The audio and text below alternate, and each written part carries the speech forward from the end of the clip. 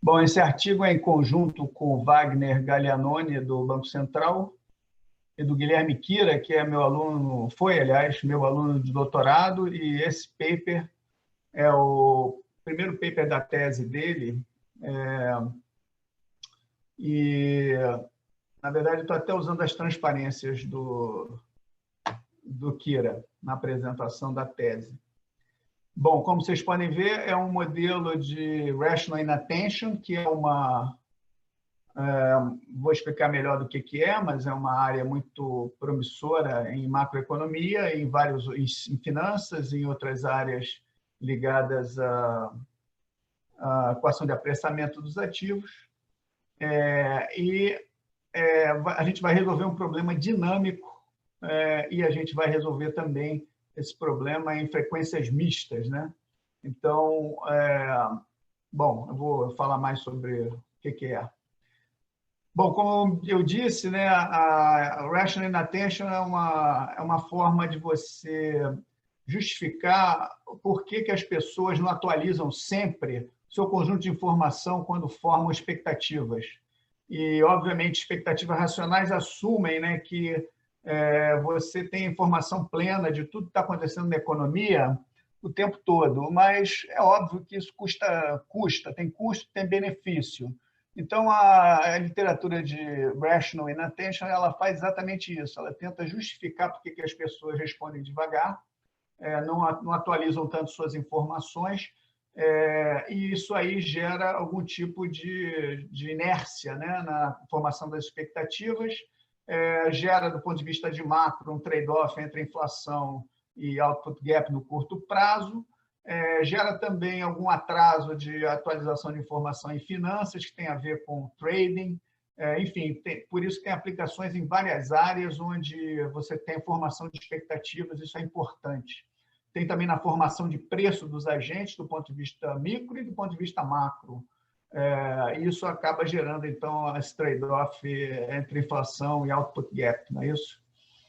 O nosso foco hoje aqui vai ser no nowcasting de inflação,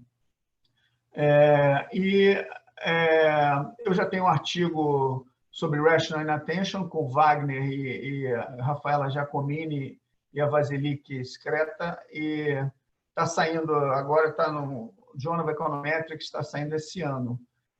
Esse artigo, na verdade, ele já propõe o uso de Rational Inattention ao problema dos agentes prestarem atenção e formarem suas expectativas sobre inflação. O problema que a gente resolveu é um problema mais simples nesse artigo anterior, é um problema onde a nossa solução, na verdade, a nossa solução dinâmica é uma sequência de soluções estáticas. E, obviamente, do ponto de vista dinâmico, de programação dinâmica, isso não é ótimo.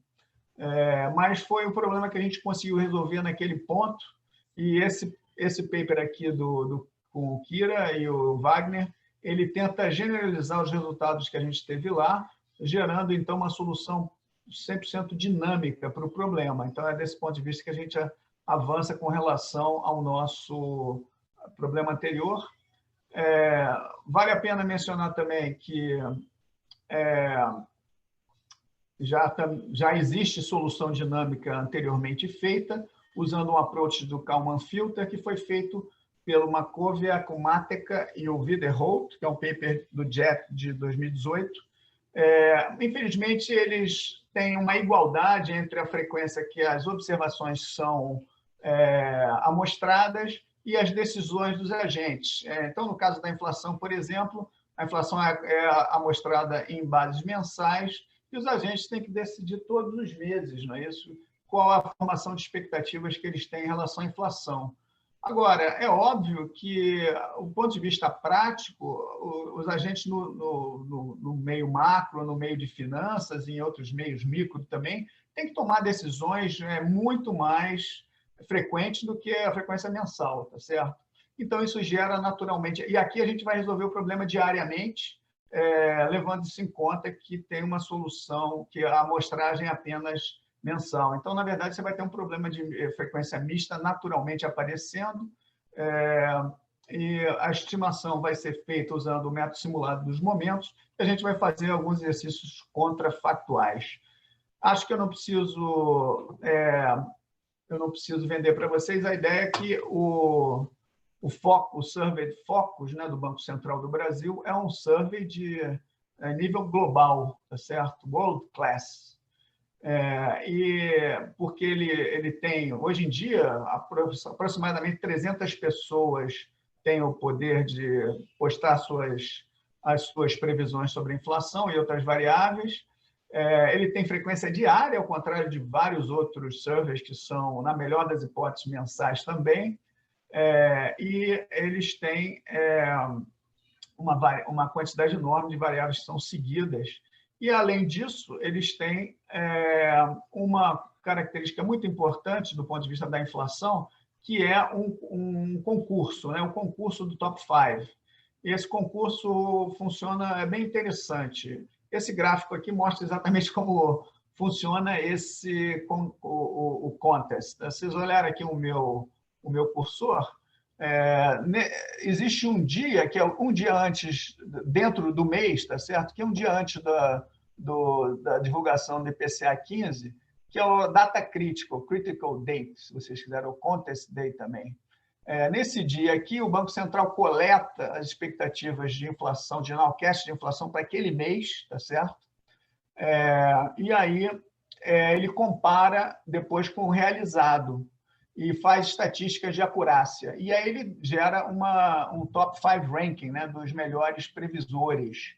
Então, obviamente, isso é muito interessante do ponto de vista do mercado. Vocês notem que tem um aumento de aproximadamente 10% das pessoas fazendo update nos dias, mas no Contest Day sobe para 40%, 4 vezes mais.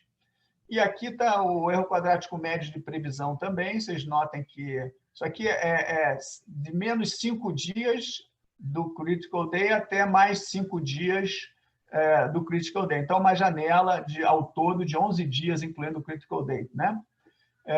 Então, vocês notam aqui que o erro quadrático médio também está decaindo, mas ele tem uma queda abrupta aqui. E o que a gente vai tentar explicar é exatamente essa queda usando as técnicas de Rational Inattention, não é isso? Que é baseado, no fim das contas, na análise custo-benefício. E, obviamente, que o benefício de estar bem atualizado aqui é muito alto, tá certo?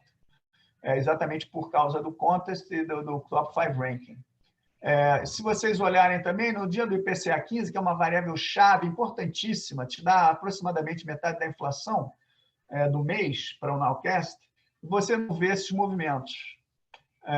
E se você olhar também o dia dos minutes do Copom ser divulgado, você também não vê nenhum movimento desse tipo. Então, claramente, o contest é muito importante. Bom, a inflação mensal, na verdade, ela é uma soma das inflações diárias, se você medir isso pela primeira diferença do log do preço. É uma conta exata, tá certo? E a gente tem uma relação entre os modelos mensais e os modelos diários, né? Isso tem a ver com a literatura de agregação no tempo de séries temporais. Então, a gente pegou o nosso melhor modelo do ponto de vista mensal, que é um ARMON 1 estacionário, e a gente tem uma equivalência do ponto de vista diário, e o modelo que gera esse ARMON 1, do ponto de vista dessa agregação no tempo, é exatamente um AR1, isso vem de vários artigos, mas, em particular, a gente usou a técnica do anemia e VUL, anemia. Bom, uma coisa importante também é que existe uma relação entre os parâmetros do ARMON 1 e do AR1. Apesar do AR1 ser estacionário, o ARMON 1 ser estacionário, o AR1 também vai ser, só que o coeficiente autorregressivo e a persistência é muito mais alta, como vocês podem ver aqui, 0,96, tá certo? Depois a gente vai voltar a esse estimador aí, que é o estimador do FI, que é a persistência de autocorrelação de primeira ordem, em bases diárias. Bom, como eu disse para vocês, o Markov e aqui outros, eles resolveram o problema de Rational Inattention do ponto de vista dinâmico, só que não trataram o problema do ponto de vista de frequência mista, né? Que é exatamente a nossa contribuição em relação a ele, em relação ao paper anterior nosso, do Journal of Econometrics, que a gente está fazendo é dinamizando a solução, tá certo? Não sei se existe essa palavra em português. Agora, eu vou passar rapidamente pelo modelo do Makowiak e outros. Então, aqui, eu vou dar um exemplo, tá? Na verdade, eles trataram o processo ARMA. Eu vou dar o exemplo do ARP, porque é um pouco mais simples. Você tem um ARP para o processo de inflação, não é isso? Você tem os sinais que o agente usa, né, para decidir se presta atenção ou não presta. Você tem o ruído, e o ruído, o que essencialmente o agente vai fazer é tentar reduzir a variância desse ruído aqui, não é isso? Prestando mais atenção e aumentando as variáveis no sinal. Eles puseram, então, a representação no estado de espaços, né, do sistema dinâmico. Como vocês podem ver, um RP, está aqui a fórmula padrão. E H são as ações que ele vai ter, ou seja, os coeficientes e o peso que ele está dando para cada um das variáveis de estado aqui, que no caso é o passado da inflação. H é a entropia, então você tem a entropia usando informação até T-1 e a entropia usando informação até T. É claro que aqui tem mais informação do que aqui, então isso aqui te dá um ganho de entropia. Esse ganho ele é limitado pela atenção que você pode prestar. É aqui que entra a ideia de rational inattention, nessa restrição. Tem a fórmula do ganho de entropia aqui, você pode escrever, no caso da distribuição multivariada normal, você pode escrever isso como sendo uma razão de determinantes dessas matrizes de variância-covariância. Isso pode ser escrito fazendo o update no filtro de Kalman, e você tem uma equivalência, isso aqui é no dia a dia, não é isso? Filtrado, mas você pode ter também o Steady State Kalman Filter, né? Que são os limites dessas matrizes aqui, quando o texto vai para infinito. Então, essa aqui é a correspondência no limite, e é exatamente isso aqui que vai ser usado no problema do Makowiak e outros. Essa minimização aqui, que aparentemente é uma coisa muito sem sentido, na verdade, isso aqui são as restrições que eu já mostrei para vocês, que vêm das relações do filtro de Kalman no limite, não é isso? Do steady state. Você pode mostrar que, na verdade, esse produto de matrizes aqui nada mais é do que uma versão de long run variance, não é isso? Do erro quadrático médio de previsão, tá certo? Quando você usa informação e faz update de informação. Então, está aqui a relação entre as duas coisas, tá certo? E agora eu vou voltar lá para a apresentação, que vai ficar mais claro que, na verdade, o problema de minimização que a gente está resolvendo é um problema de custo-benefício. Você tem uma função de custo, esse pedaço aqui é o erro quadrático médio de previsão, isso aqui é o quanto você... É um benefício, né, de redução do erro quadrático médio, isso aqui é o custo de prestar atenção multiplicado pela quantidade de atenção. Então, está aqui o problema, o problema proposto, né? É um problema quadrático, como vocês podem ver, as restrições são lineares, e aí você vai ter, então, uma solução ótima usando o filtro de Kalman, tá certo? O que a gente está fazendo além que as pessoas fizeram antes?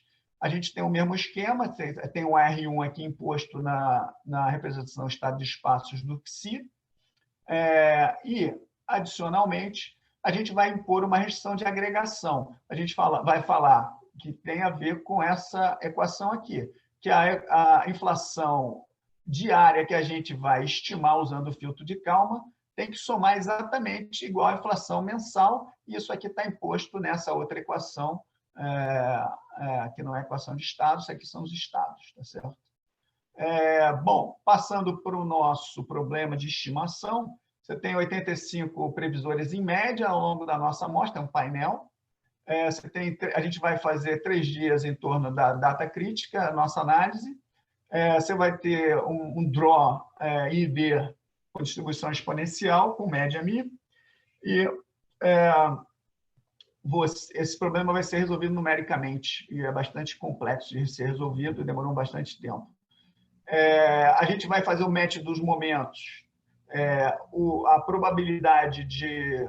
como você tem distribuição ID, esses caras aqui têm sempre a mesma probabilidade no cross-section, né? E a gente vai comparar a probabilidade de mudar do modelo com os dados e também vai calcular o erro quadrático médio, tá certo? Dentre os agentes no cross-section e vai comparar modelo e dados.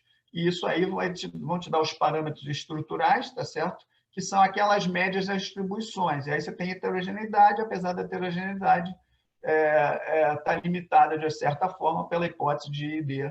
Mas a gente testou, de fato, no paper anterior, e ID parece uma boa hipótese, tá certo?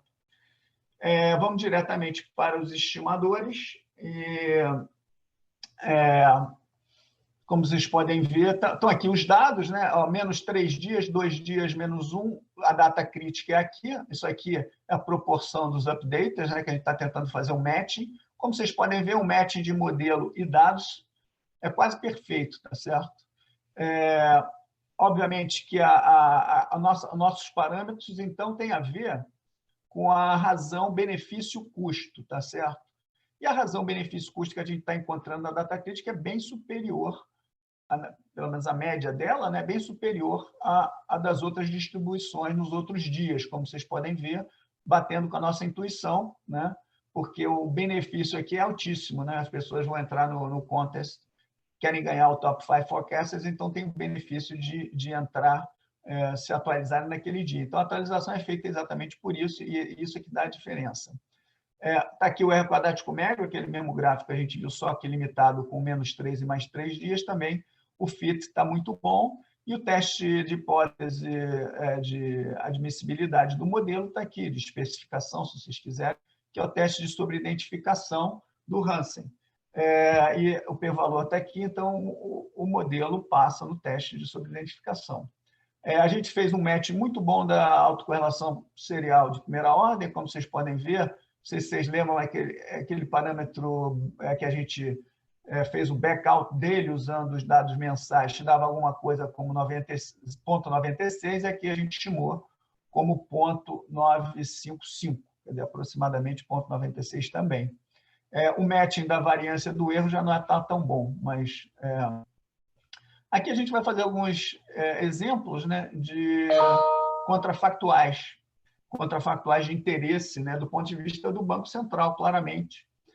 Uma pergunta que o Banco Central pode se fazer, que é bem interessante, será que a data crítica, na data que ela que é um dia antes do IPCA 15, é uma data, do ponto de vista do Banco Central, ótima, né? Porque o Banco Central ele quer usar o tempo todo a informação dos agentes, não é isso? E quer usar todos os dias também. Ele não quer usar só na data crítica, ele não quer só ter um dia para poder usar a informação dos agentes para usar essa informação para prever a inflação do mês, fazer política monetária. O Banco Central claramente que ao longo do tempo, né, um tempo contínuo quase, ter essa expectativa e poder usar os dados. Então, o que a gente fez? A gente fez uma média ao longo do mês segundo a hipótese, né, que a data crítica fosse uma data diferente da data que ela em cada dia útil do mês, tá certo? E aí comparou essas médias ao longo do mês, né, e ver qual delas é a menor. E aí, acho que isso aqui está atrapalhando um pouco, vou botar aqui em cima. E aí, como vocês podem ver aqui, na verdade, o menor erro quadrático médio, na verdade, é 4 dias antes, em vez de um dia antes, não é isso? Então, na verdade, o Banco Central tem benefício em antecipar a data crítica e não mantê-la na data que ela é hoje. Bom, essa é uma informação importante do Banco Central. Será que vale a pena ter contra não ter? E claramente vale a pena. Está aqui a simulação contrafactual, né? Se a gente não tivesse a data crítica, a linha amarela, né, seria a linha do erro quadrático médio. 5 minutos. Obrigado. seria a linha do erro quadrático médio que a gente ia ter. Mas a linha azul é a linha que, de fato, nós temos. Então, vocês podem ver que elas vêm iguais até a data crítica, até, aliás, 2 dias antes, depois ela desce, tá certo? Então, ter o contest claramente é melhor do que não ter, e também isso tem a ver com o aumento da proporção de updates, né? Esses dois fatos estão ligados, porque quando as pessoas atualizam as suas informações dentro do sistema, observa-se também a queda do erro quadrático médio, tá certo? As duas coisas estão ligadas, não é isso? Mostrar um pouco mais de simulações interessantes, contrafactuais aqui. O que a gente vai fazer aqui é ter, então, em vez de ter uma média de distribuição para cada dia, a gente vai ter para antes da data crítica, depois e na data crítica, tá certo? Então, isso aqui é um modelo diferente do outro, um modelo restrito. O modelo anterior ele tinha uma simulação para cada data, tá certo? Aqui agora não, a gente vai ter os 3 dias antes, 3 dias depois, e vai mudar, é isso que vai mudar, não vai reduzir o número de parâmetros, tá certo? E aí, se você fizer o estimador, você ainda passa aqui no teste J, o match não fica tão bom como vocês estão vendo aqui, dados e modelos se afastam um pouco, tanto do updaters quanto o erro quadrático médio, da média deles, mas ainda tem um resultado interessante, né, que você tem maior benefício-custo na data crítica, claramente. O match também da autocorrelação de primeira ordem também está bastante bom, não está muito diferente do anterior.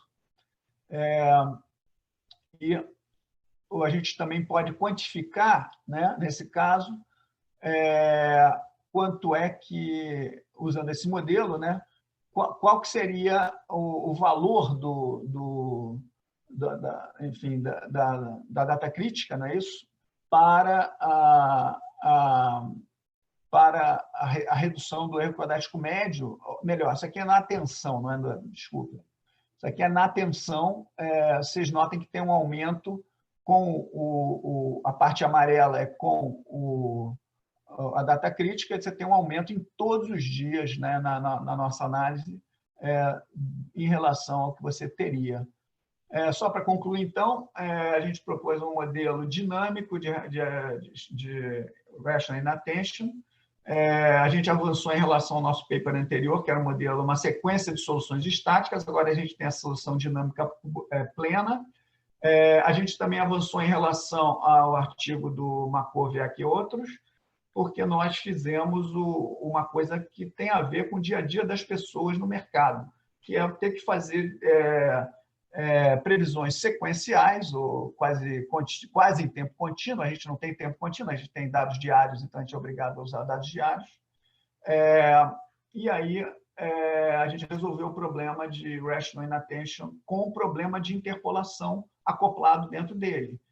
Então, foi um avanço também em relação à literatura anterior de Rational Inattention. O problema fica bem mais complicado, porque agora a gente tem frequência diária, aumenta bastante o número de observações, e a gente impõe uma restrição que a soma das inflações diárias tem que bater com a mensal, tá certo? Todas as simulações feitas em método simulado dos momentos com o approach acoplado das equações de estado, tá certo? Então, foi bastante intensivo computacionalmente, mas a gente acha que é um avanço interessante dentro dessa literatura e também mostra que é uma coisa importante, a literatura, do ponto de vista teórico, ela está mais avançada do que a literatura empírica. E esse paper, eu acho, de alguma maneira, tenta diminuir um pouco o gap, ou a distância, né, entre a literatura teórica e a literatura empírica, usando técnicas padrão de econometria. É isso. Se eu entendo bem, eu ainda tenho alguns minutos aí para perguntas. Isso, se alguém tiver perguntas, pode ficar à vontade.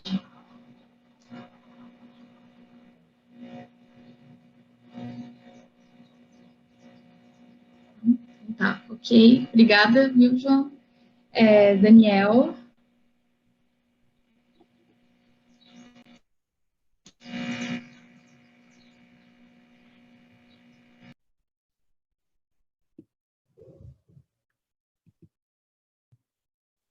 Ok, tá todo mundo conseguindo me ouvir? Sim. Tá bom. Então, Daniel, tu também tem 25 minutos, e aí eu vou te avisar quando tiver faltando 5 minutos, certo? Tá ótimo, obrigado, Fernanda. Vamos lá. Eu vou falar do que é um pedaço, minha tese de mestrado, a Theory-Based Data-Driven Selection for the Regularization Parameter for the Lasso. Quem me orientou foi o Marcelo Medeiros. Então, eu vou começar falando o que é o laço, que é uma coisa que bastante gente acho que já sabe, mas é sempre bom lembrar. A ideia do laço é resolver o problema usual de mínimos quadrados com uma penalização que usa a norma L1. Então, o que tem aqui é o valor absoluto dos coeficientes. Por que a gente gosta do valor absoluto dos coeficientes? Porque com isso sugere esparsidade. Alguns coeficientes, escolhendo esse lambda da maneira correta, algum desses coeficientes são zero. Esse lambda aqui tem um papel fundamental nessa história, que é o parâmetro de regularização. Lambda zero devolve o nosso problema para o problema de mínimos quadrados. Lambda infinito implica que nenhum parâmetro vai entrar no problema. Então, isso permite, por exemplo, a gente lidar com modelos que têm mais parâmetros do que observações. Relacionado a isso, o Zhu, em 2006, fez uma pequena alteração que é muito importante no estimador, que é adicionar pesos nessa penalização, esses pesos aqui, WP. O que a gente ganha com isso é que, com os pesos certos, o problema de selecionar o modelo correto fica muito mais fácil. Então, você pode, no modelo que alguns coeficientes são zeros, teoricamente, você pode escolher o parâmetro de regularização sobre algumas condições para o modelo só ter os coeficientes que são diferentes de zero. O desafio disso é escolher o parâmetro de regularização. Ele tem muitas maneiras de selecionar o parâmetro de regularização, é uma literatura grande e que está sendo publicada ainda. Alguns papers do Chernouzukov com Belloni e muitas outras pessoas trabalhando em outras áreas que não sequer são econometria, e não tem nenhum método para selecionar o parâmetro de regularização que domina todos os outros. O que a gente faz aqui é sugerir uma outra maneira de selecionar o parâmetro, que é baseado nesse paper do Bickel com coautores de 2009, que é um paper muito conhecido nessa literatura, em que eles sugerem que, sob certas hipóteses, você colocar o parâmetro de regularização igual a 2 vezes o padrão do erro e a raiz quadrada de 2 vezes o log do número de variáveis do modelo dividido pelo tamanho da amostra é um bom parâmetro de regularização.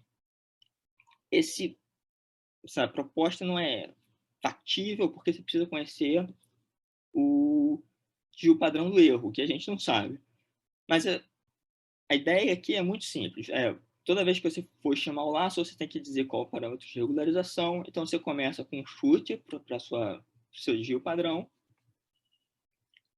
Você estima o laço com esse valor do parâmetro de regularização, que tem o seu chute. O laço vai te devolver os coeficientes. Dos coeficientes, você obtém os resíduos. Você calcula a variância, o desvio padrão dos resíduos, e você pluga isso como um estimador de desvio padrão do erro. E você itera isso e, se convergir, você espera que converja para um lugar que seja próximo ao desvio padrão do erro. Obviamente, isso são duas perguntas fundamentais. Primeiro, se o algoritmo sequer converge, ele pode simplesmente fazer alguma coisa maluca e nunca convergir. E se convergir, converge para o lugar certo que a gente esperaria, ou seja, próximo do valor do desvio padrão. E isso pode funcionar muito mal por algum outro motivo que a gente não pensou. Então, é importante a gente saber também quais são as características desse estimador. Eu vou precisar de muitas hipóteses para fazer isso, que são hipóteses bastante padrões nessa literatura.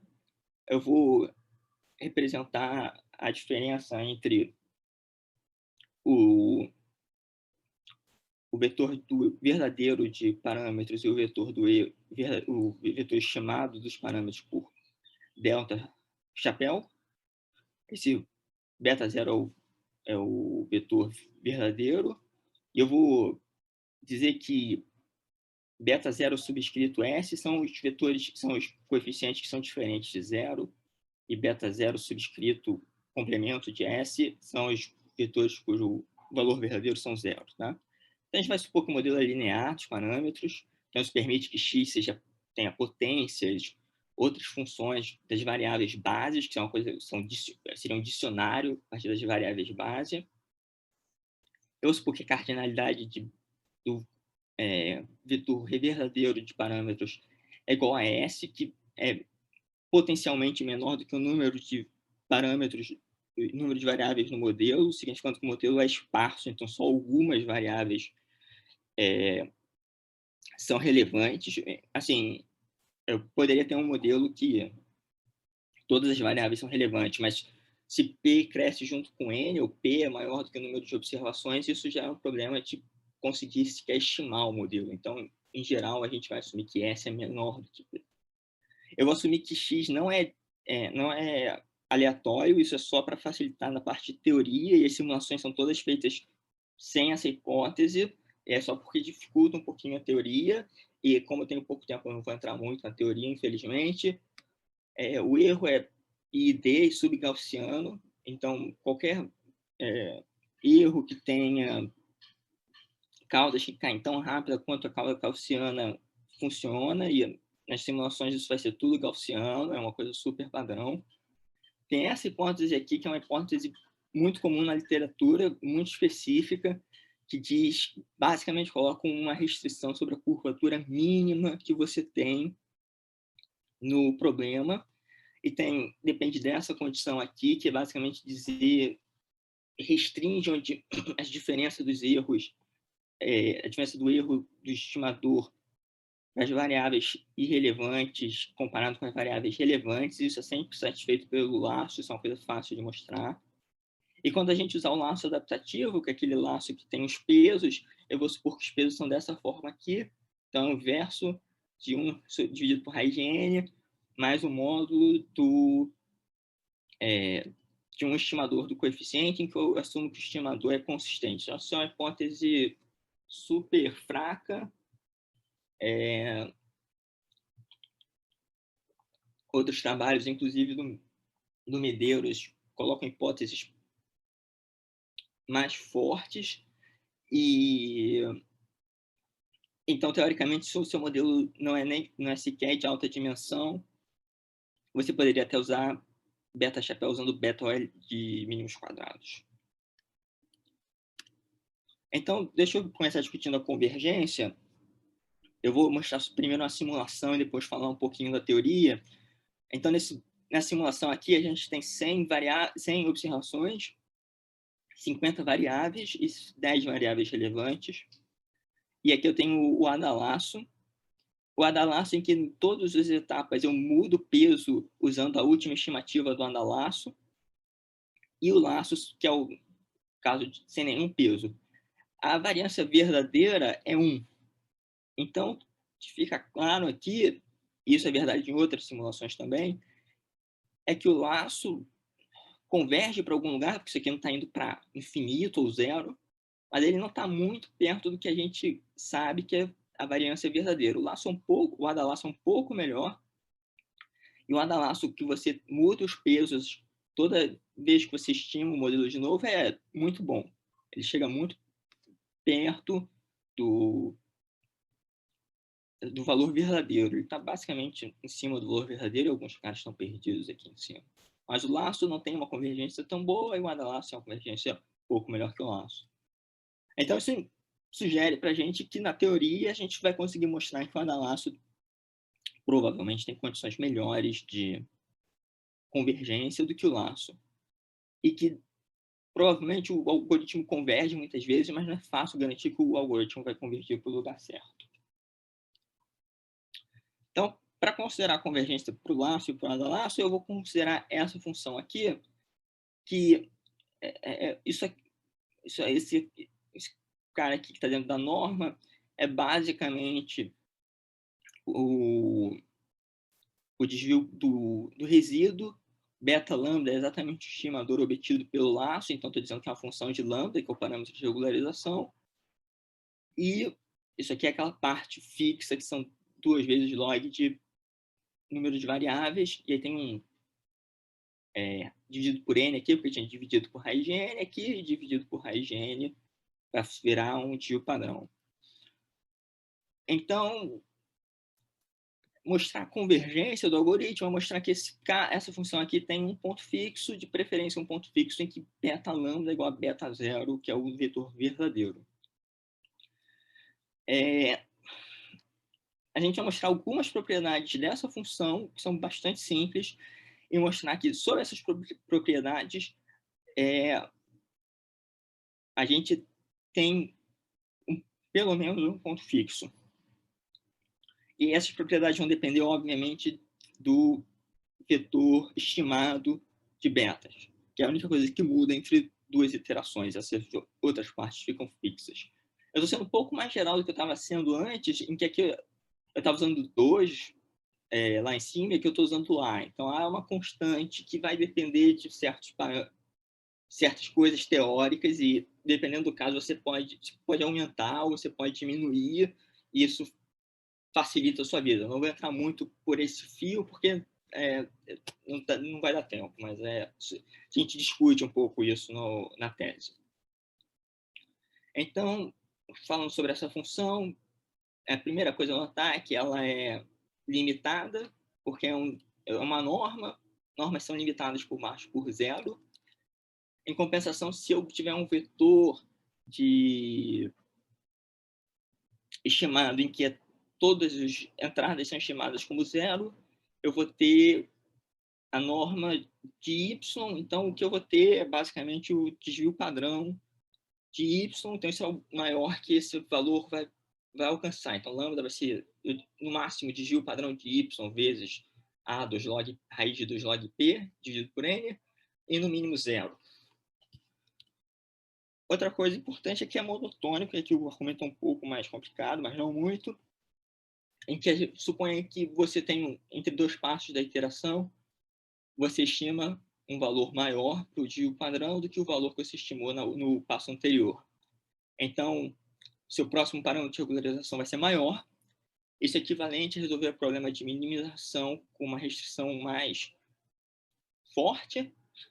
E aí, o mínimo que era possível para a iteração, o mínimo que é possível para essa iteração era possível para a iteração anterior, porque o parâmetro de regularização maior é basicamente um coeficiente, um multiplicador de Lagrange maior, então como se você tivesse uma restrição mais apertada, e então você está resolvendo um problema de minimização em que o mínimo anterior, em que o mínimo dessa iteração era factível para o mínimo anterior.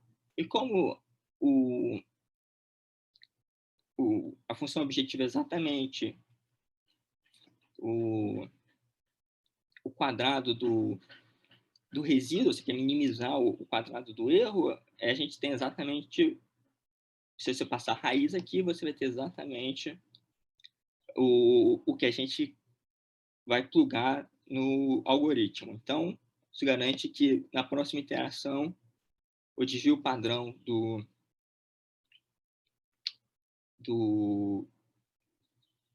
erro do resíduo vai ser maior do que o desvio padrão do resíduo hoje. E a gente pode fazer o mesmo argumento se a primeira está caindo entre 2 iterações, e aí todas as desigualdades invertem. Então, se ele começar subindo, ele vai sempre subir, o parâmetro de regularização vai sempre crescer, e se ele começar caindo, o parâmetro de regularização vai sempre diminuir. Mas 2 coisas técnicas aqui é que, bom, a gente discutiu que esse valor aqui é sempre menor do que a norma, isso aqui dividido por raiz de n, desculpa, é sempre menor do que a norma de y dividido por raiz de n. Então, se eu plugar esse cara aqui, na próxima iteração, a pior coisa que pode acontecer é nenhuma outra variável entrar e esses dois caras vão ser iguais. Se alguma variável entrar, aí esse cara aqui vai ser menor do que a norma de y, e aí o próximo valor é menor.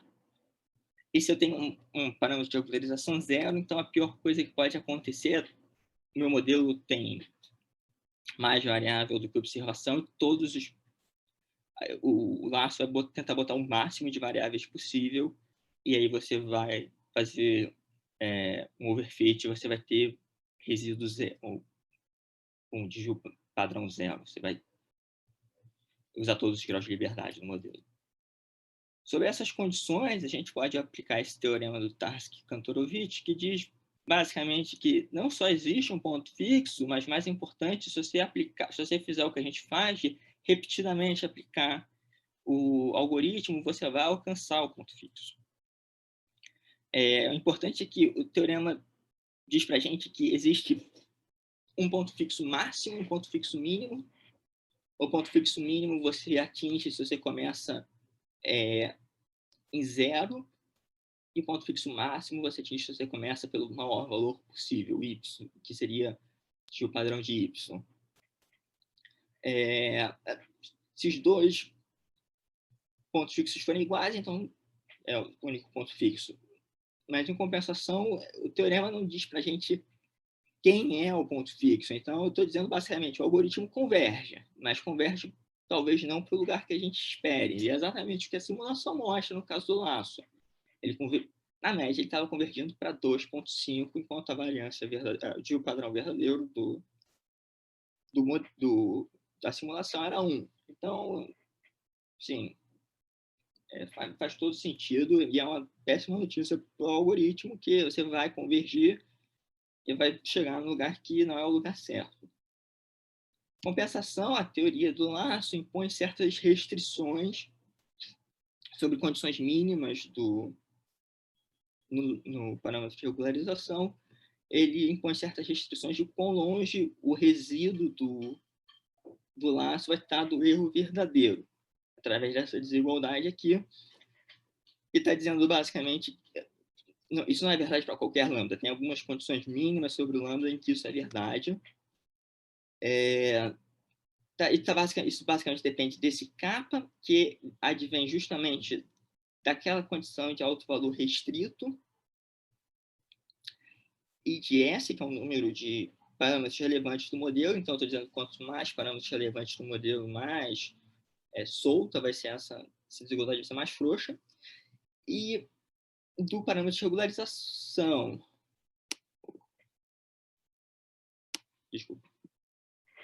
Desculpa, gente. Dá só um minuto. Uma coisa.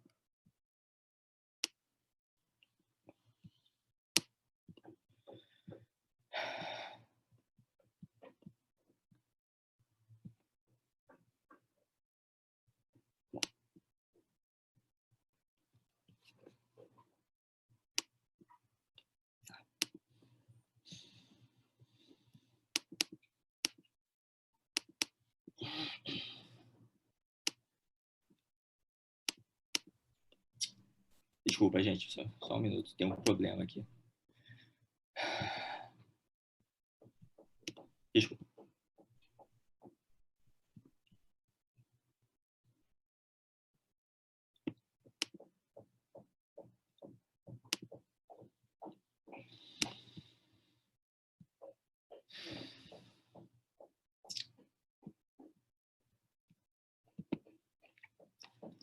Deixa eu só recapitular aqui, desculpa. Então, isso impõe condições mínimas sobre a diferença entre o resíduo e o erro. Se a gente plugar o parâmetro de regularização aqui, a gente vai obter essa diferença, que depende basicamente de uma coisa que está fixa, que é o número de variáveis relevantes, o número de variáveis que você tem no problema, tamanho da amostra, e kappa, que depende da condição de alto valor restrito. E do que foi o seu chute de desvio padrão passado. Então, isso basicamente está dizendo para a gente que, em algum sentido, esse que não está muito preciso é que esses dois caras aqui não vão estar muito longe um do outro. E que isso depende, obviamente, do chute inicial, porque você sempre pode, fazendo algumas contas aqui, você pode plugar o valor anterior, o valor inicial do seu chute, e então o chute inicial melhor garante que você vai estar provavelmente mais perto do valor verdadeiro do resíduo.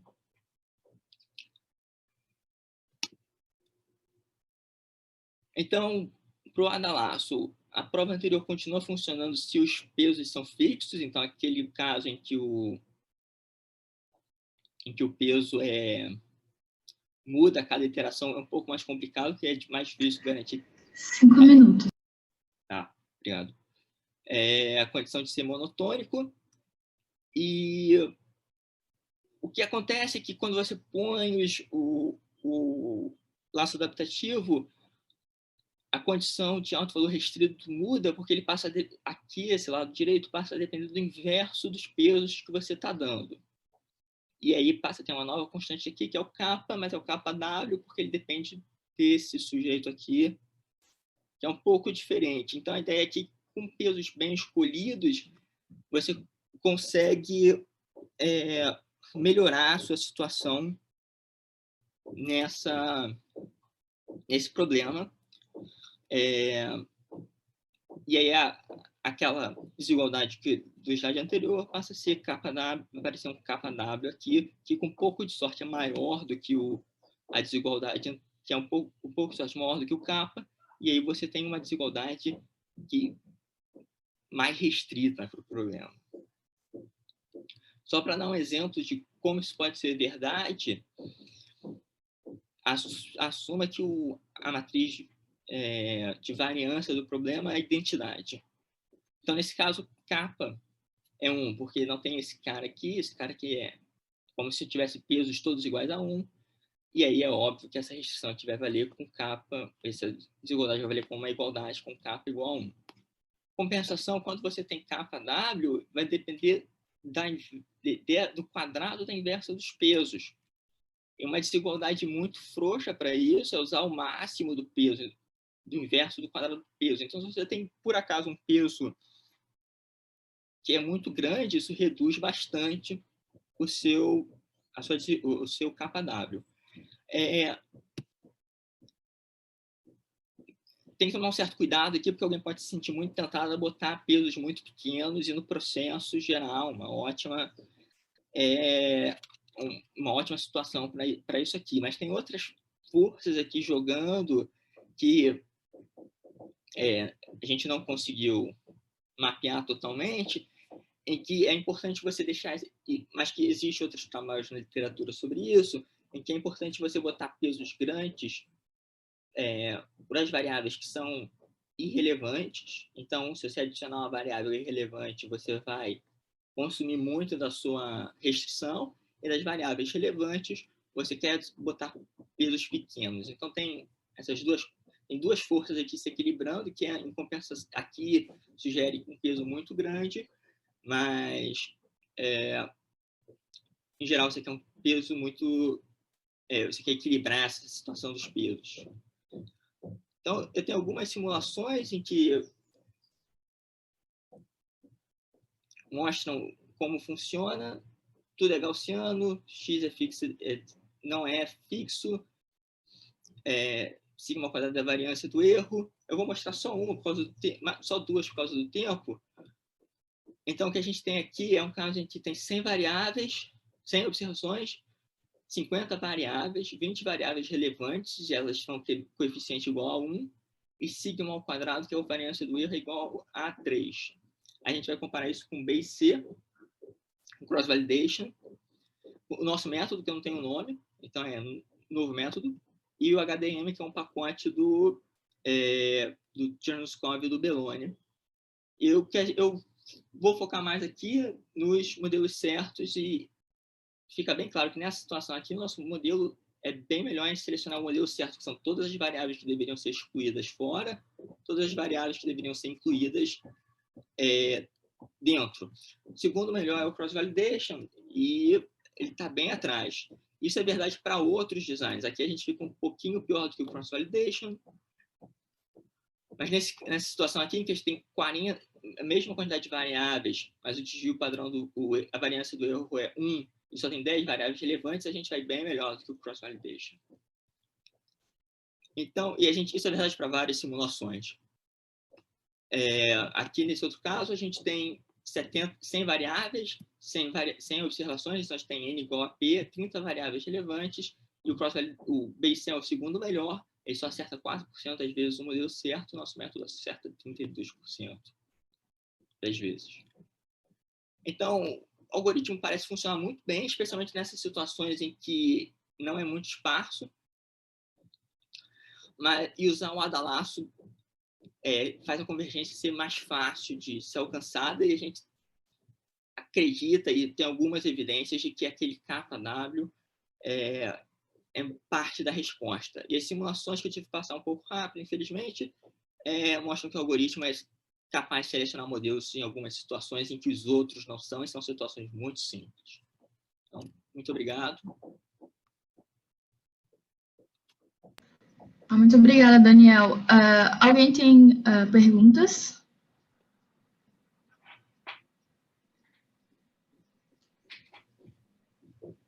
Eu queria fazer uma pergunta... Opa! Desculpe, eu queria fazer uma pergunta mais filosófica. Quer dizer, tem dois tipos de approach que você pode ter. As pessoas usam muito o laço, né, para fazer previsão, né? E aí, minha pergunta é no seguinte sentido, é mais filosófica. Será que realmente ficar escolhendo variáveis vai ser uma estratégia dominante, principalmente se olhar no futuro, onde a gente vai ter cada vez mais Big Data, mais informação, mais variáveis e mais dados, né? Porque é uma alternativa, quer dizer, como a gente viu, a chance de você escolher mal existe, né? Não trivial. E cada vez com mais observações e mais dados, a gente pode, talvez, ir para um mecanismo que a gente não escolha, né? O que vai nos salvar se a gente não escolher? A lei dos grandes números, no sentido de que você vai poder pegar um número enorme de previsões e combiná-las, né? Desde que elas sejam relativamente não correlacionadas, né? Você vai poder ter a lei dos grandes números valendo, né? E aí, isso é uma estratégia, vamos pensar assim como uma estratégia que não escolhe, quer dizer, você deixa, no final dessas médias todas que a gente vai fazer, elas podem ser médias simples, podem ser ponderadas, a gente pode pensar como fazer pesos, mas eu acho que do ponto de vista de cada vez mais observações, eu tenho minhas dúvidas se vai ser uma estratégia interessante ficar selecionando variáveis.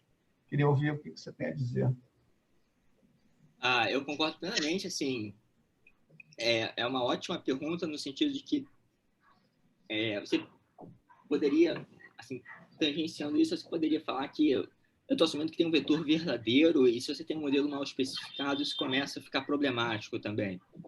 Então, assim, eu acho que isso é uma ótima coisa, porque, de fato, você pode ter muitas variáveis e adicionar uma errada na nossa cabeça não seria, especialmente no contexto de previsão, não é uma coisa fatal.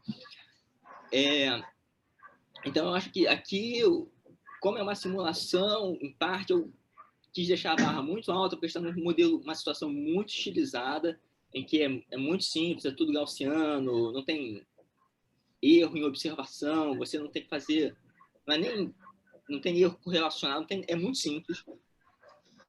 Aí é uma barra, você esperaria, e alguns resultados na literatura talvez levassem você a acreditar que é um problema relativamente simples e que métodos como cross-validation iriam muito bem. E isso não é necessariamente verdade. Então, assim, é uma coisa mais é uma simulação, então eu esperaria que eu quero botar a barra alta porque eu estou facilitando a vida ao máximo aqui, porque por restrições até de eu não vou poder simular todas as situações, mas você não pode pensar que isso assim, é bom para outros casos que requerem coisas mais simples, e os nossos resultados parecem ir na direção de mostrar que isso é verdade para coisas mais simples, como, por exemplo, garantir que o erro, dado que você tem, se você tivesse um modelo um modelo certo para fazer previsão, que o seu erro vai ser pequeno na previsão. Você poderia pensar, inclusive, que isso é uma coisa do tipo, você quer combinar previsões e jogar as piores fora, e você vai usar o laço para isso. E aí, nesse caso, você quer uma coisa que tenha um sabor mínimo de seleção de modelos, apesar de não ser, você não precisa selecionar exatamente os coeficientes. Então, é uma coisa meio... Na minha resposta são duas coisas, de fato. Uma é que é simulação, então eu quero botar barra alta, porque simulação é um caso muito simples da situação. E outra coisa é que seleção de modelo é uma coisa não... Pode não ser factível, mas é uma boa métrica para comparar, para você saber como muito provavelmente vão ser as propriedades em outras situações. A gente, na tese, tem um exemplo de fazer double selection, que é uma ideia do Chernobyskov para fazer estimação de efeitos de tratamento, e a gente mostra que funciona bem e que tem um exemplo lá de aborto, que é o exemplo clássico, que a gente mostra que seleciona bem mais variável do que a proposta do Chernobyskov, e ele tem... E o resultado é quase igual. Então, eu acho que, assim, é só... A gente precisava de uma métrica, e eu queria uma métrica que mostre que a gente tem bastante coisa... não é fácil resolver esse problema de seleção de modelos, e mesmo em situações fáceis, certas maneiras como cross-validation, que é muito popular, falham. Eu não sei se eu respondi totalmente a sua pergunta, mas... Ok. Obrigado, hein? Obrigada, Daniel. Obrigada, João. Bom, deixa eu compartilhar minha tela aqui.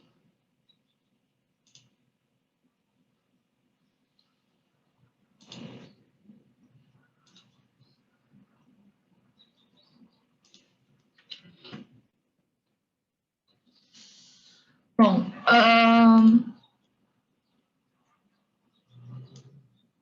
nossa ideia aqui vai ser, esse paper, na verdade, eu estou escrevendo junto com o meu orientador, o professor Márcio Laurini, lá da FED Ribeirão Preto, e a ideia aqui é que a gente vai estimar uma tendência para os dados de Covid, né?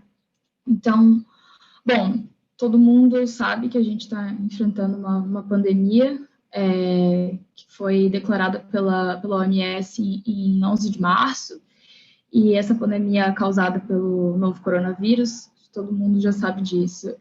Bom, e a pandemia já causou 1.400.000 mortes no mundo todo, segundo o último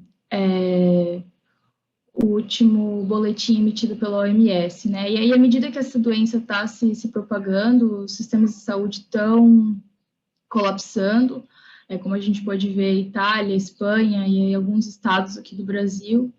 E ainda que a gente esteja bem próximo de uma vacina, né, com o exemplo aí do Reino Unido, que começou a vacinação essa semana, na verdade, a gente ainda não tem um fármaco que ele tem eficácia comprovada, que esteja disponível para todo mundo para lidar com a Covid-19, né?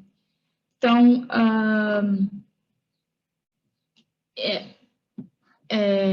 para reduzir a transmissão, algumas medidas foram tomadas, né? Como o distanciamento social, o famoso lockdown, mas para conseguir reduzir essa transmissão e para gerenciar as tomadas de decisão, a gente precisa saber, a gente precisa ter a consciência da real situação do número de pessoas infectadas e como isso está evoluindo, né? Então,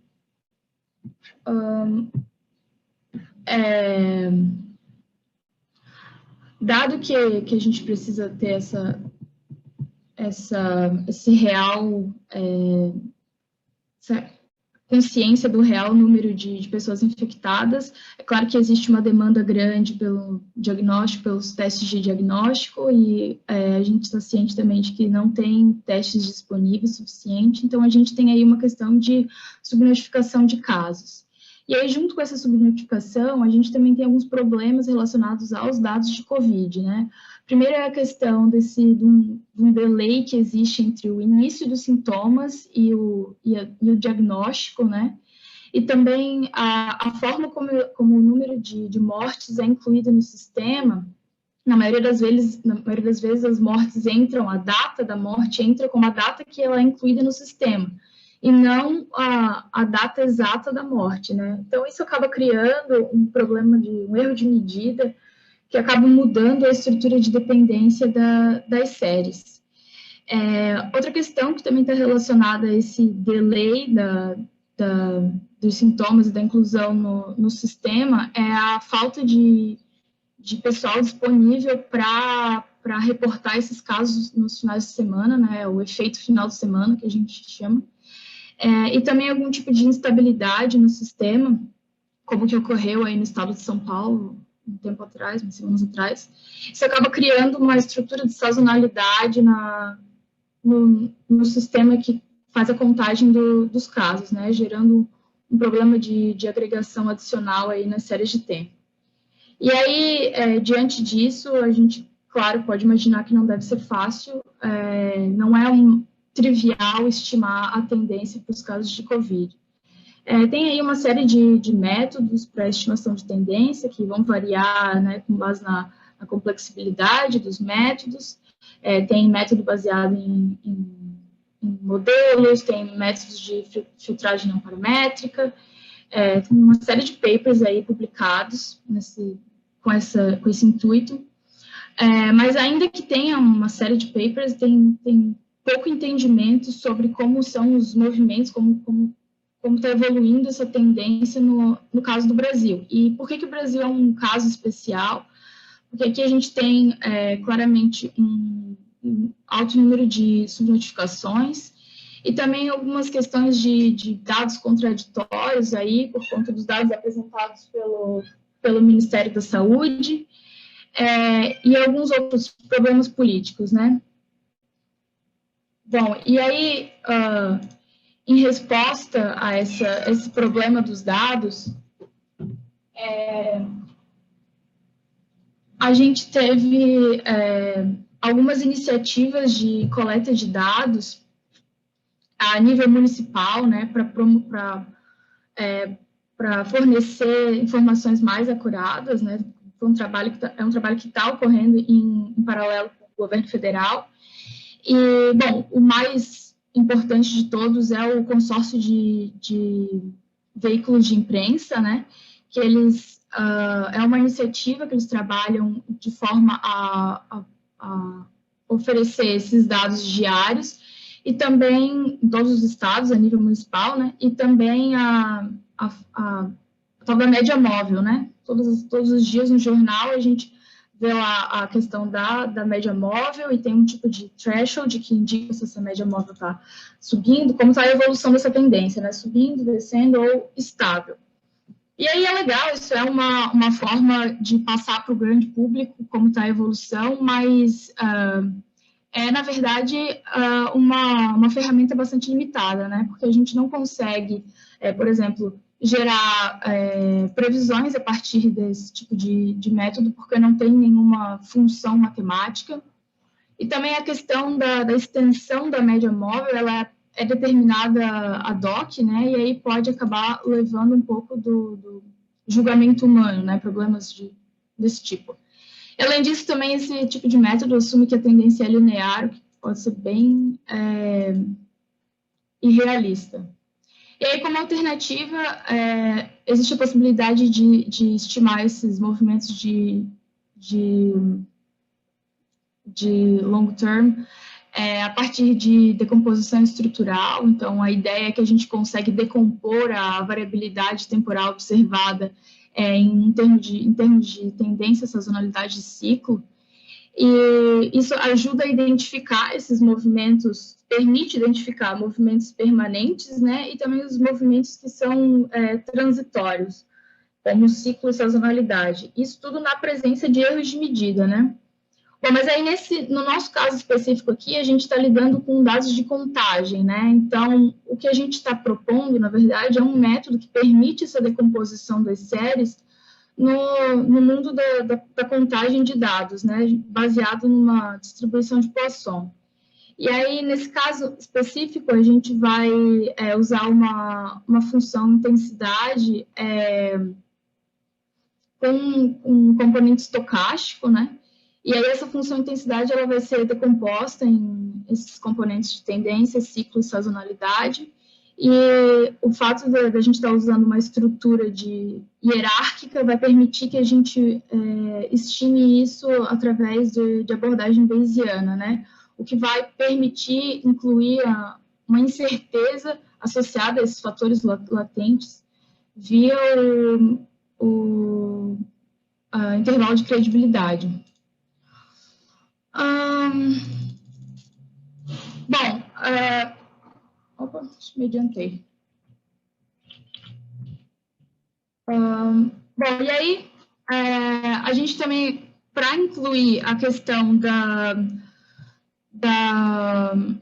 do componente espacial nessa metodologia, a gente acabou usando também, incluindo no modelo, né? A gente fez uma generalização e incluiu no modelo um componente espacial, que ele vai ter uma formulação autorregressiva condicional, né? Um modelo CAR, e também variando no tempo, um componente espacial aleatório. E aí o uso desse tipo de informação espacial é bem importante nesse caso de modelos de processos epidêmicos, porque a gente tem a questão do espalhamento no espaço, né? Bom, então, no fim das contas, a contribuição do nosso paper é explorar essa versão bayesiana da composição estrutural, combinado com distribuições de contagem, com o objetivo de estimar a tendência de mortes da Covid-19 no Brasil. E aí, só para bem rapidinho, porque eu acho que eu estou me passando no tempo, para deixar claro, a gente fez uma brincadeira aqui, só para deixar claro por que esse tipo de método mais simples, como a média móvel, não consegue estimar a tendência diante desse tipo de problema de contaminação dos dados do COVID, né? Bom, aí o que a gente fez aqui?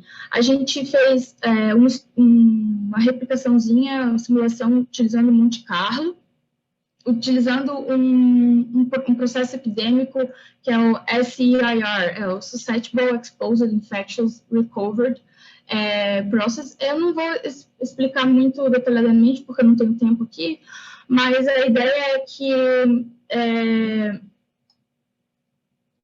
a gente vai solucionar esse processo e vai gerar trajetórias para os estágios, né? A pessoa está para os agentes suscetíveis à doença, expostos, infectados, os que se recuperaram ou morreram, tem uma probabilidade. E aí a gente vai conseguir... a ideia é que a gente consiga colocar essa sazonalidade do efeito final de semana nesses dados. E aí, como é que a gente faz isso? Como é que a gente fez isso para simular aqui? A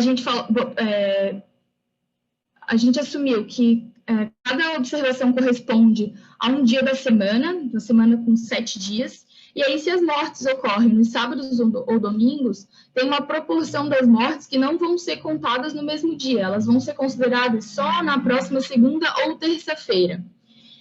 Isso é uma forma de introduzir essa sazonalidade nessa simulação que a gente está fazendo. O modelo é bem simples e não deu para a gente considerar a questão da subnotificação, então, mas serve só para mostrar, aqui está explicando direitinho, serve só para mostrar essa questão da contaminação de estrutura, né? Aqui são algumas hipóteses, e a gente tem 7 dias entre a exposição e a infecção, e 10 dias entre a recuperação ou exposição, né, entre a recuperação ou a morte, né, e a gente simulou 180 períodos. E aí aqui a gente calculou as funções de autocorrelação e autocorrelação parcial, e aí a gente pode ver que o mecanismo de contaminação, ele realmente induz essa questão de dependência temporal, e que essa dependência ela é muito mais complexa do que só um sistema, um padrão de sazonalidade comum, né? Então, de fato, a ideia é que modelos de filtragem simples, né, não vão, como a média móvel de 7 dias, não vão ser suficientes para extrair a tendência nesse componente de séries. E aí, para ilustrar isso, a gente comparou, usando dados reais, a gente comparou alguns métodos, como a média móvel de 7 dias. A gente também utilizou um critério de Akaike para determinar qual seria a extensão melhor, a extensão ótima, né, dessa média móvel. Também a gente utilizou o filtro de Hamilton, com uma periodicidade de 7 dias, e também um filtro de Hamilton baseado num modelo linear generalizado, assumindo que os dados seguem um processo de Poisson. E aí a gente fez isso para o estado de São Paulo, para o período utilizando essa base de dados da Brasil.io, para o período de 25 de fevereiro até 22 de agosto. É só para ilustrar, para mostrar. Aqui em vermelho são as mortes, né, observadas, e aqui os 4 tipos de filtragem que a gente fez, né? Então, claramente dá para ver que a gente não consegue extrair, nenhum deles a gente consegue extrair a tendência bem suave, né? E também tem uma outra questão aqui importante de observar, é que o critério de Akaike para a obtenção da média móvel com a extensão ótima deu 8 dias, 8 lags. Então, isso confirma que a gente tem uma estrutura de dependência que é muito mais complexa do que só uma sazonalidade de 7 dias, né? Bom, e aí o que a gente vai fazer agora é tentar, com o nosso modelo, resolver essa questão da estimação da tendência com esses problemas nos dados, né? Bom, a gente vai usar dados também do Brasil.io, de 25 de fevereiro até antes de ontem. A gente atualizou os dados ontem.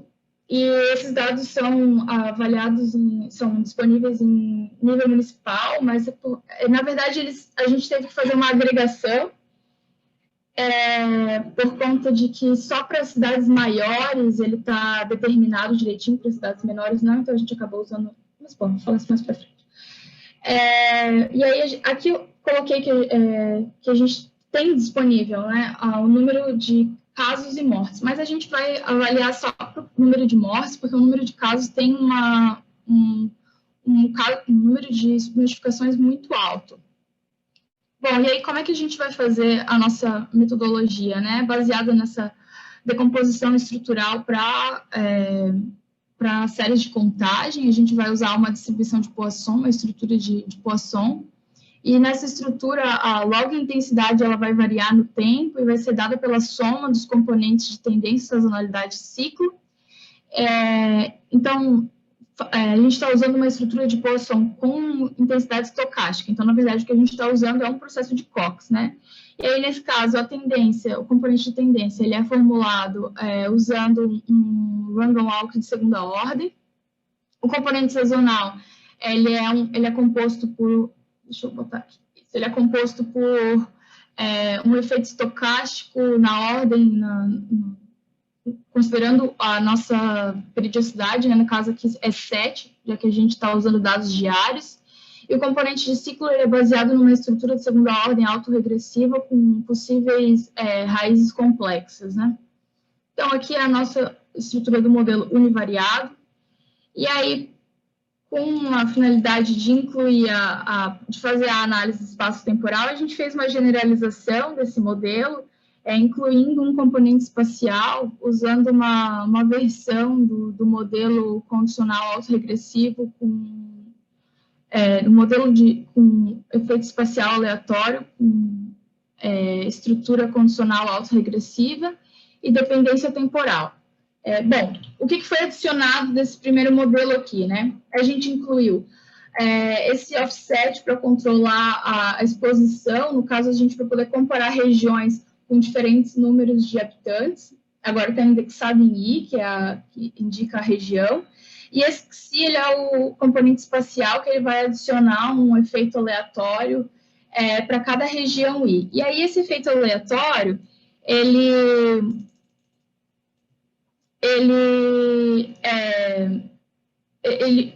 considera tem uma estrutura CAR, né? Então, eu vou considerar a vizinhança J da região I, que é... Desculpa. Região I tem a vizinhança J, tem R, tem J regiões que são vizinhas, e aí a região I, ela vai depender da média das regiões vizinhas, né? E tem um parâmetro tal que vai definir essa variância com base no somatório das regiões vizinhas. E aí a gente assume também que esse componente espacial ele varia no tempo, de acordo com esse parâmetro φ. Bom, e aí isso aqui acaba gerando uma estrutura hierárquica bayesiana, que pode ser representada por fatores latentes, né? Por modelos latentes de oceanos. E aí isso permite que a gente faça procedimentos de inferência dentro do framework do INLA, né? Que eu não vou explicar aqui porque acho que o tempo está curto. Bom, para o modelo univariado, a gente usou uma estrutura de priores de log gama para os componentes de precisão, com esses valores de média variância, para a tendência e os componentes de sazonalidade. Para o componente cíclico, a R2, a gente usou uma priori de complexidade penalizada, né, que é do paper do Rui. E para a primeira e segunda, para as autocorrelações de primeira e segunda ordem, a gente também usou essa priori que penaliza a complexidade, né? Bom, e aí aqui a gente estimou esses resultados para o Brasil todo, que aqui tem a tendência, sazonalidade e ciclo no modelo univariado. Claramente dá para ver que a gente atualizou os dados e aí dá para ver que o modelo conseguiu capturar bem não dá para chamar de segunda onda, porque a gente não chegou a zerar os casos, mas esse novo pico que está ocorrendo agora. Claramente o modelo ficou um pouco ainda, não é totalmente smooth,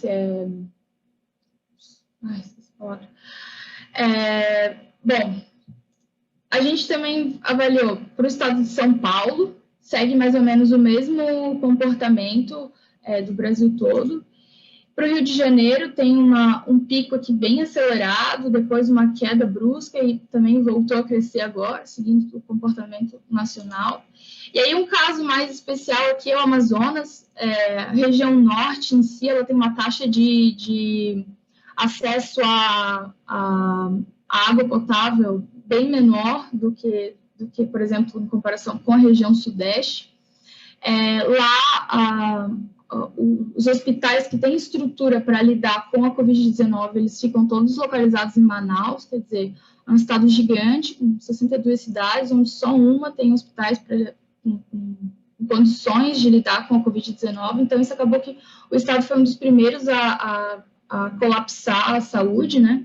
E aí dá para ver aqui que o crescimento da tendência deles foi bem mais rápido do que nos outros estados, e depois tem algumas ondas aí com aumento, possivelmente ligado ao fechamento das restrições lá para conter a Covid-19. Eles chegaram a voltar às aulas, depois interromperam de novo. Então, o nosso modelo consegue capturar isso de forma bem legal. Aqui a gente fez um comparativo para comparar nosso modelo com o filtro de média móvel, né? E aí aqui tem um ponto bem importante para discutir, que é o fato de que a média móvel, na verdade, é uma forma de extrair a tendência da contagem, uma série de contagem, né? O nosso modelo, na verdade, a gente não está extraindo, a gente está extraindo, na verdade, uma média de uma log intensidade, né? Só que, como o nosso modelo é não linear, a gente não pode simplesmente chegar e passar a transformação, né, exponencial para obter os dados originais, né? Então, o que a gente fez aqui foi comparar a média móvel dos dados no logaritmo, né, com a tendência estimada e mais aqui esse intervalo de credibilidade de 95%, e os dados originais, né. Bom, aqui a gente plotou o fitted e o que foi observado, e o fitted, que é a soma dos componentes de tendência, sazonalidade e ciclo. Dá para ver que ajustou bem aqui direitinho. Bom, e aqui a gente fez... a ideia é avaliar se o número de casos confirmados e mortes, eles andam juntos, eles têm uma tendência comum. Então, a gente fez um modelo com duas especificações, onde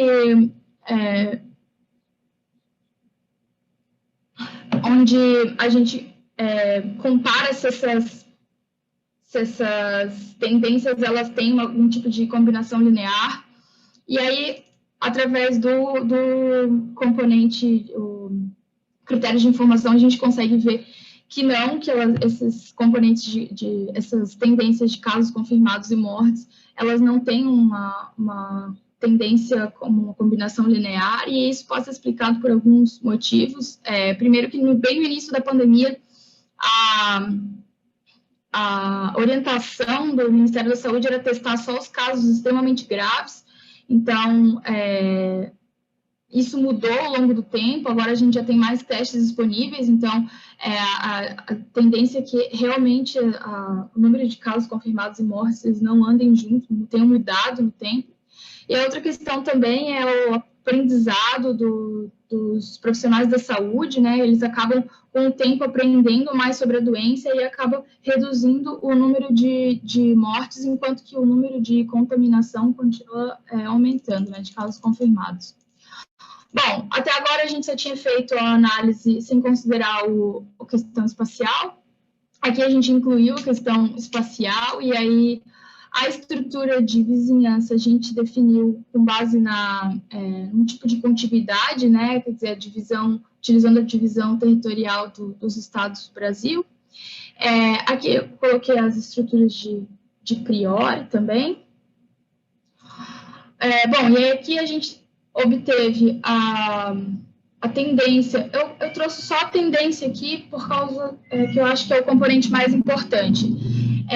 Aqui a tendência para o caso do modelo espacial para o Brasil. De novo, a gente conseguiu capturar esse aumento aqui que está sendo visto agora nos dados, mas o que a gente observa é que agora a tendência, o componente espacial, a inclusão do componente espacial consegue tirar bem aquela rugosidade que ainda tinha no caso do modelo univariado, né? Aqui a gente plotou os efeitos espaciais aleatórios para duas datas, né? Dia 26 de abril para o dia 14 de agosto. O que a gente pode ver é que no começo tinha uma heterogeneidade maior, agora depois parece que os estados ficam mais homogêneos, né? Indicando também quanto é relevante essa questão da dependência espacial. Bom, aí o que a gente fez? A ideia de considerar que o Brasil todo, a doença tem uma tendência para o país inteiro, sem considerar cada estado, ela é um pouco irrealista, né? Então, o que a gente fez? A gente assumiu que o modelo tem, cada estado, cada região tem a sua tendência de crescimento e a gente conseguiu estimar por região, né? Bom, aqui a gente pode ver o comportamento por região, sudeste, sul, nordeste, norte e o centro-oeste, né? Dá para ver que o norte ficou mais tempo, parece nesse pico, enquanto as regiões sul, sudeste tiveram aí uma queda, voltou a crescer. Bom, e aí, como cada região tem um número de habitantes, a gente decidiu fazer uma normalização para poder comparar as regiões. Então, aqui a gente pode ver, a gente fez uma transformação considerando o número de mortes diárias por 1.000 habitantes, e aqui a gente pode comparar. Esse gráfico aqui não foi atualizado para os dados mais recentes, mas aí a gente pode comparar por região aqui. Dá para ver que a região centro-oeste ela foi a que mais demorou realmente a atingir o pico, mas depois superou os outros estados. Bom, e aqui, considerando o modelo com múltiplas tendências, também a gente plotou os efeitos aleatórios considerando duas datas diferentes, né, 26 de abril e 14 de agosto, e aí o que a gente pode ver é como o modelo conseguiu capturar melhor as características de cada região, né? Então, que está refletindo o número de aceleração dos casos em diferentes regiões, em diferentes datas. Bom, e aqui a gente comparou a gente usou algumas medidas de ajuste para comparar os modelos que a gente avaliou. E aí aqui é importante avaliar que o modelo espaço-temporal ele vai superar o modelo univariado em todas as métricas, né? Ou seja, isso só mostra a importância do efeito espacial nos padrões de transmissão aí do Covid-19. Bom, e aí só para concluir, a gente comentou que o uso dos métodos bayesianos em situações em que a gente tem, não é bem conhecido como é transmitido, ou os fatores de latência, ele tem tem uma vantagem por poder incluir a questão da incerteza. Além disso, essa formulação hierárquica, essa estrutura hierárquica, permite que a gente vá atualizando as informações no tempo, no espaço. Então, é uma forma efetiva de utilizar a informação nova que está sempre chegando, e é bem importante no caso de uma emergência de saúde como essa que a gente está vivendo. Bom, os resultados indicam que o componente de tendência estimado pelos modelos tanto univariado quanto espaço-temporário são indicações mais robustas para os padrões de ocorrência das mortes por Covid-19, e superando essas questões desses problemas dos dados que a gente comentou no caso do Covid-19. Então, ele acaba tendo um desempenho melhor do que os modelos de extração de tendência mais simples, como o caso da média móvel, e os modelos também têm um ajustamento bom, ou seja, deu para ver que o modelo conseguiu capturar bem ali o ajuste dos dados. Bom, a gente acredita que o nosso trabalho ele tem uma ótima contribuição para o estudo dos impactos da Covid-19 e complementa aí a série de trabalhos que têm sido feitos para conseguir esclarecer um pouco sobre a evolução dessa doença. É isso. Acho que eu super passei meu tempo. Bom, alguém tem alguma dúvida? Alguma pergunta?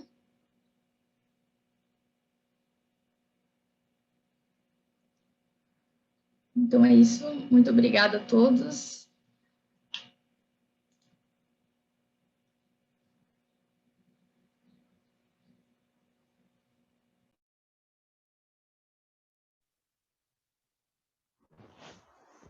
Obrigada a todos. Algum professor tem mais alguma consideração a fazer?